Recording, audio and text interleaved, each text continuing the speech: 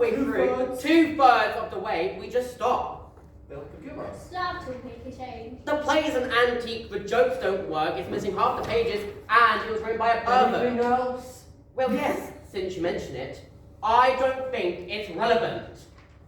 Relevant? Who says that's irrelevant? Well, it might help, it might make the experience more enjoyable. So tell me, George, you'll start to pretend, the importance of being earnest.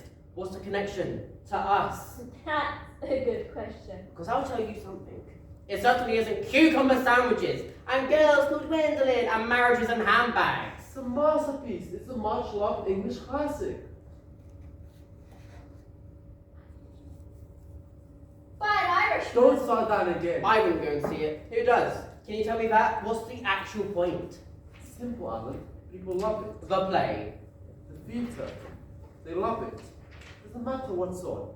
Chekhov, Stendhal, Andrew Lloyd Webber. Going to the theatre. Big deal. Mums and dads, they get a babysitter for the kids. Babysitter? And they go off together to London's West End. There are loads of theatres all in a row, and everyone dresses up. They're shown Wicks Park by a kindly traffic warden, and in they go, in their suit and tie, program, box of black magic. And then the lights go down, and suddenly, it's like in a different world.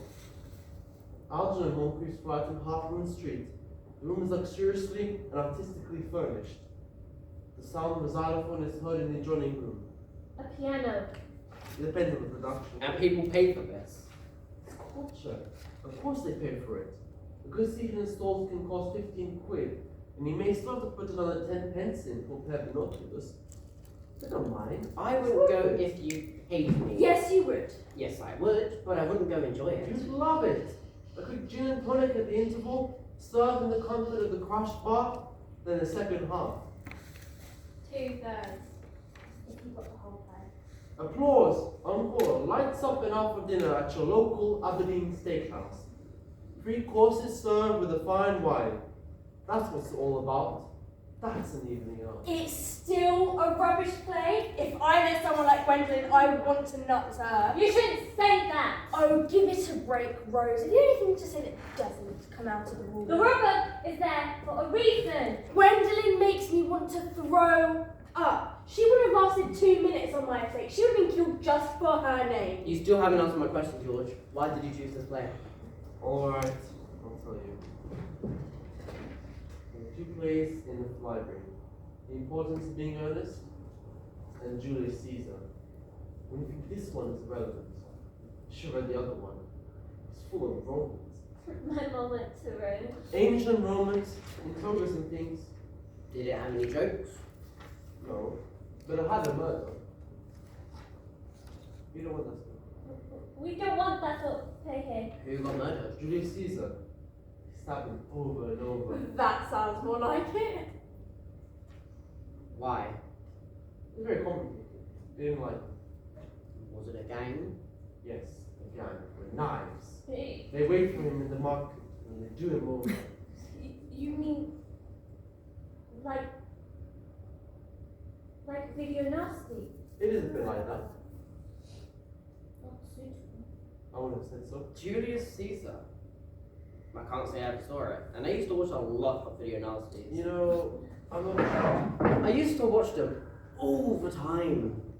When I was a kid, of course, I lived down the road from my local Blockbuster, and the manager definitely took a shine to me. He used to take me into the back room to show me all these dirty films. Not like get very dirty films at Blockbuster, but smutty, more like. Oh, still capable of affecting an impressionable mind. It was porn. I preferred the action films. Die Hard, Scream 2. Little did I know that they might one day furnish me with the title of my own autobiography. But the best news was when Blockbuster started renting computer games. Now I can enjoy the violence and privacy of my own room. Zelda, warrior princess. I prefer Doom and Lara Croft. They were great. I mean, the graphics were really in your face. Only my stepdad was, He was dead against them. He used to go on and on about them. All the shooting, all the killing, people getting mauled by lions. Make a computer game of the importance of being earnest. I mean, you could. But who'd want to play it? Eat another fucking cucumber sandwich and advance to the next level. It would never work. My stepdad used to say that one thing would only lead to another. Blood splatter, the sound effects, they made it more and more realistic. Until, in the end, it almost felt like the real thing. And who could blame you if you decided that you wanted, if you wouldn't actually prefer the real thing? It was only one small step. Are you saying you're in here because of computer games? No, I'm not saying that. My stepdad didn't want me to play violent games. He used to search me every time I came back from school. He had a PlayStation, but he personally chose all the software.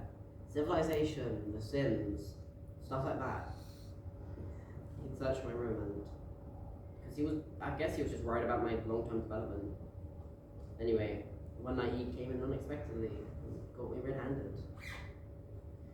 I just managed to get my hands on Grand Theft Auto, and there I was, blasting away, left, right and centre.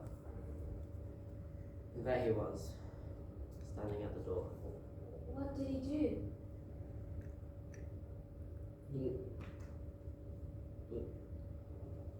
He beat me up.